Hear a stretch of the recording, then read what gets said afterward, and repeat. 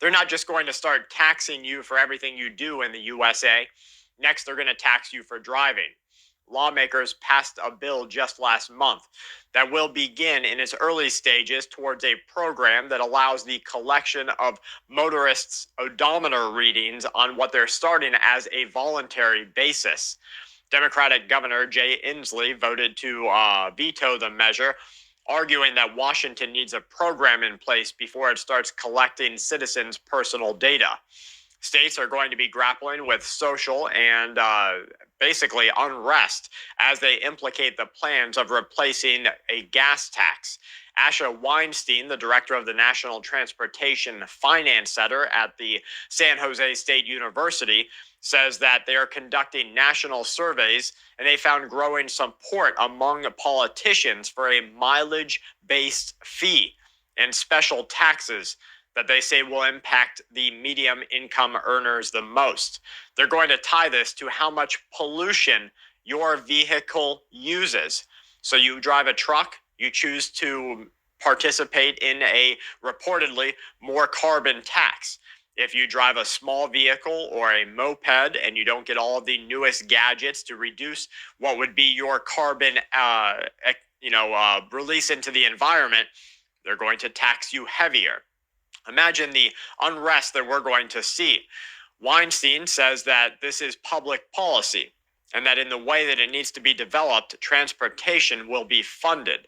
They say there's a growing emphasis on curbing 100% of the carbon emissions in a way that's going to deal with climate change. Now, to switch over to a system that makes it cheaper to drive a gas guzzler and more expensive to drive a Prius, they say, is a symbolic problem. It's sending the wrong message.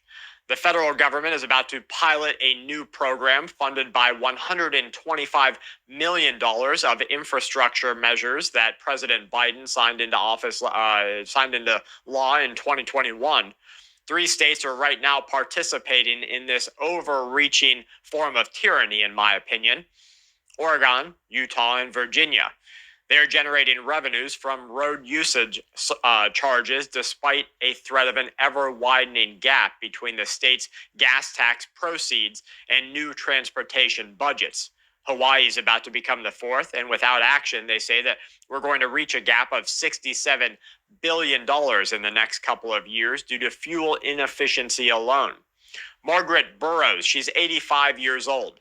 She says she has no intention of inserting a tracking device into her Nissan to record the miles that she drives just to get groceries or to attend what she calls her needlepoint meetings.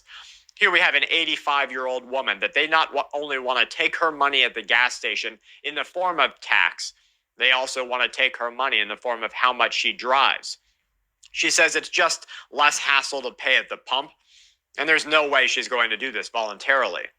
It's probably a good thing, she says, but on top of everybody else's stress today, it's just one more problem.